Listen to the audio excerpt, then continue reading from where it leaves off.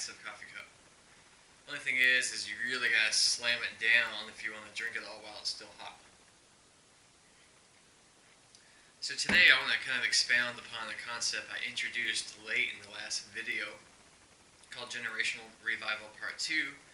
And what I was trying to do is develop a framework for exploring more, exploring the deeper, going further than you've ever gone before. It's like mapping out new territory. The first cartographers, when they explored the New World, you see these really cool old school maps, but they're a little bit, off center of what the reality looked like once a couple of generations had gone by, and once they really knew the coastline, they really knew the terrain of the land, they got to know the landscape, and once technology advanced a little bit, you see maps just get better and more clear. And so I think it's the same thing whenever a new revelation comes. The first people that jump ahead are pioneers. They're trying to write down what they're seeing, what they're articulating, and then trying to draw that map out so it gives us a grid for what's out there so we can go explore too without getting lost, or at least have some awareness of what's happening. So I think a lot of the people who are advancing the prophetic, the kingdom, the supernatural, and stuff like that, they're peering into the future, just like I explained in the first two generational revival videos. They're mapping it out. Now, is that map going to be perfect? Is it going to be awesome? Not necessarily, but I think it can give us a good grid for what's coming. And so as the progressive plan of God moves through the ages, it can be like a ship. The people in the front could be the ones who are, the most out there, really going for it, seem kind of weird. People in the middle could be like mainstream, and the people in the back of the boat could be the people who are just now getting a grid for it. But the whole thing is moving throughout time and history. Eventually, the people who were in the middle are going to be where the people in the front were, and the people in the back eventually get there as well, so they all arrive at the same point. This could happen first generation, second generation, third generation. The view from the front of the boat might look different than the middle or the back of the boat. You have different terrain as this thing's going through. And so in order to stay safe, or even be on a boat, and when you're in the exploration of that thing that's coming, that new thing that's coming, what is the new revival going to look like? One of the ideas I came up with in the last video and I really feel like Jesus kind of highlighted this for me, was pillars of Ecclesia. This comes from Acts 2:42. And they devoted themselves to the apostles' teaching, to the fellowship, to the breaking of bread, and to prayers. Now this comes right after Peter's speech on the day of Pentecost. So they obeyed the instructions of Jesus, and they went to the upper room, and they were all together praying, and the Spirit of God filled the room like tongues of fire, and it filled each one of them, and it ignited their ministry, ignited the church, it became the foundation for everything that they were doing. And then 3,000 were added to that day. And the response and the result of that was that you see these four things kind of emerge, I think, organically and naturally, but I also feel like it was the design of heaven. The apostles' teaching, the fellowship, the breaking of bread, and prayers. Now, the apostles' teaching, that's the apostolic. The word apostle means sent one. So if you're sent, that means you have an idea and a grid of who Jesus is and what heaven is, and you come to culturize the earth or the environment that you're around to make it look like that. Fellowship, that's the koinonia, that's the sharing life with your friends, that's the hanging out, that's being together. You could almost call the apostles' teaching the Ecclesia and the fellowship the koinonia. The breaking of bread, that's much more than just, taking part of the Lord's Supper. That's the things in life that we're free to enjoy. Obviously, with the state of Jesus being the center, not going outside the parameters of things that would cause incompletion to happen in our hearts or cause sin to happen in our hearts. It's just having a good time. It's enjoying the things of life. In prayer, obviously, that's communication between us and God, either individually or together. Just the practice of the presence, being in His presence, it's the communication, it's that love feast between heaven and earth, between God and His creation, that we're interwoven. He's made a place for us as the fourth member of the Trinity, being the bride of Christ and all the goodness that comes with that. So if you look at all of these as circles being completing fullness in and of themselves, I if they all come together, you're going to have Christ as the center. You're going to have the Christ-centric view. Jesus is the gaze. He's the focal point. He's the reason we live and move and have our being. Everything we do is about Jesus. It's all pointing to him, through him. He's the King of Kings. He's the Lord of Lords. I mean, he's everything. We could go on and on and on about Jesus, his ministry, his life, his legacy, the fact that he's that was and is to come. He both lives inside of me right now, and at the exact same time, I'm inside of him. He's both, he's everywhere. So we could just go on and on and on about the theology of Jesus. Bill Johnson says Jesus is perfect theology. So if I take one of these circles out of the way, or just move it over a little bit, it's going to kind of cause imbalance. And so I don't think the image of Jesus that you're getting is going to be 100% clear. It can start to skew a little bit. So the reason these things are in place are to give us a firm foundation. And I pointed this out in the last time, but it could be kind of like the legs of a table. If I have the apostolic and fellowship, and I take the breaking of bread out, that's going to take out the fun things in life. That's, one of the dangers of going so far out in the Spirit is becoming Gnostic. One of the main things it says in the New Testament that is an attribution of the Antichrist or of another spirit is the fact that you deny Jesus came in the flesh. So when you start, denying this fleshly experience and saying that only the spiritual is of importance, you missed part of what holds us together, part of what makes us human.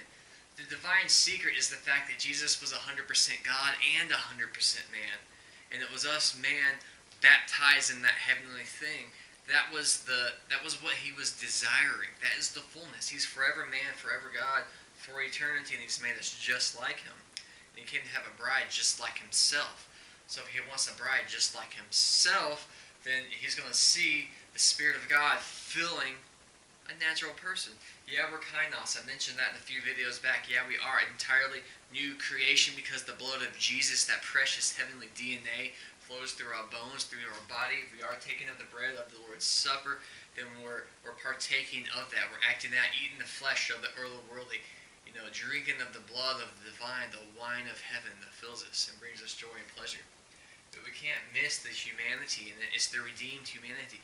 Jesus' flesh suffered to redeem the flesh of humanity and bring it back into fullness and completion.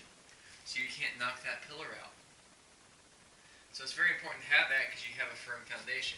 Now the footings on the foundation, if this could be a tabletop, it could also be the foundation for a building. The footers go way down at each corner. And then you have the actual concrete foundation itself. So the footers keep the foundation from cracking off in the corners and causing the building to be unstable. So you could even view these pillars of Ecclesia as kind of like the footers of the church.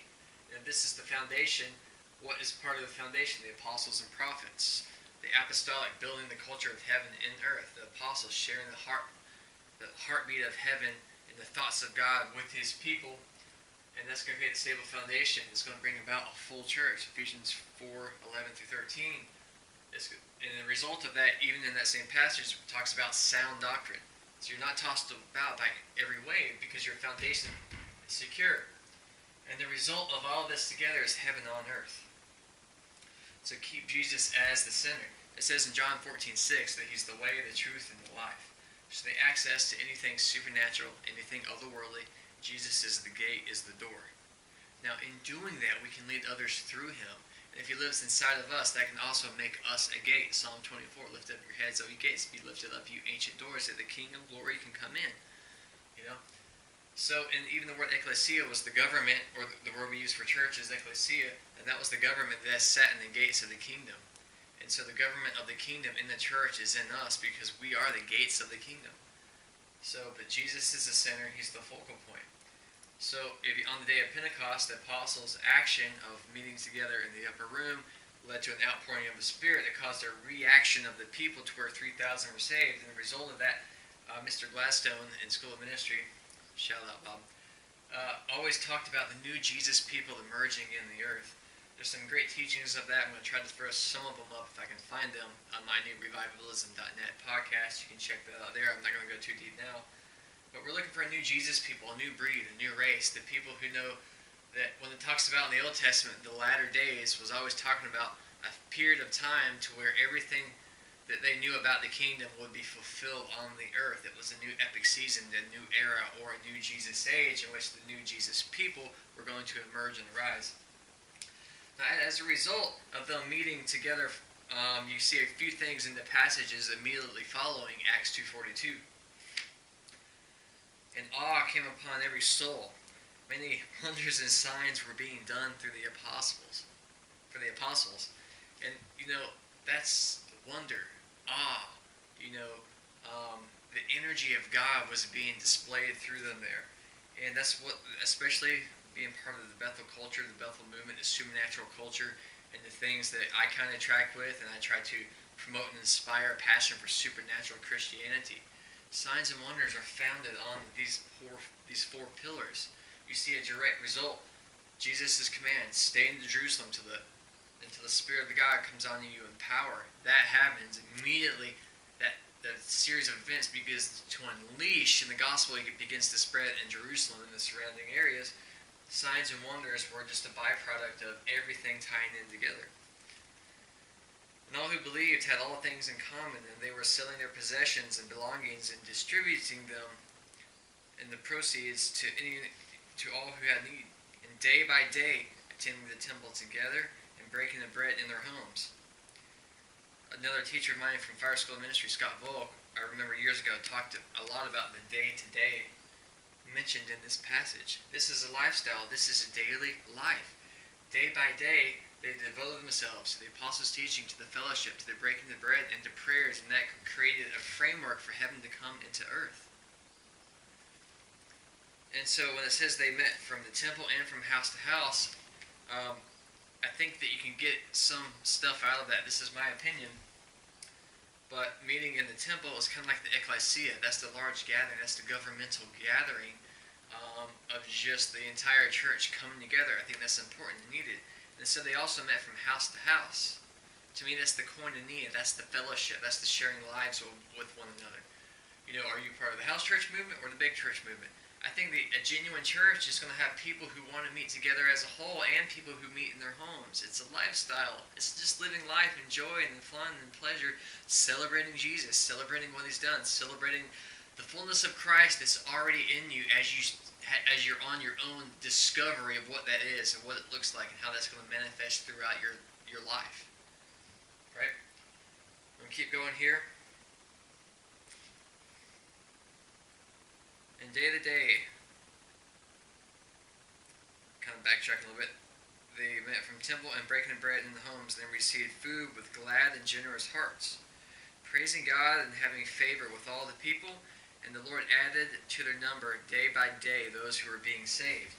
So the day by day fellowship resulted in day by day salvations. Day after day, this person is getting influenced with the gospel from this person who has this job. This person is getting influenced from the gospel from this person who's serving. This person is getting influenced because they're a friend of a family. It's just all of life. I love the Seven Mountain Mandate and the Seven Mountain teaching of influencing that. But here we have it in the very beginning, at the foundation of the church. They were doing the exact same thing, influencing the society around them in this level, in Jerusalem, in Samaria, in all of Judea, and to the othermost parts of the earth, and beyond. So out of those passages, we get a few things as a result. Awe, wonders, signs, community, provision, gladness, ecclesia, koinonia, feasting, generosity, praise, and favor. So having these four pillars in your life is going to generate all of this. It's going to give you a clear view of Jesus for moving forward. Also, it helps you know that the Jesus you're experiencing is the real Jesus. I heard Dr. Gladstone say you cannot have ecclesia without koinonia. And that kind of really got some of my bells ringing with some of this stuff. And again, this is the first time I've ever shared this as far as focusing on pillars of ecclesia alone. This video and the last couple of videos is really expanding a thought I really like to dive deeper in. But I really believe it is a truth to help keep us safe, because what's coming, you're going to have technological advancement. You're going to have revival like the world's never seen. I really believe that, and I want to be that. I want to be the revivalist. I want to be the one that's on fire and burning. But I want to burn within the eyes of Jesus. I want to burn the way that He desires me to burn. I want to burn like they did in the first century I also want to burn like I'm supposed to and designed to burn in my generation. So I hope this can help be a grid for you just for moving forward with your own walk in Jesus, to just burn, to be a light, and to keep Jesus as the center. Love you guys, and see you next time.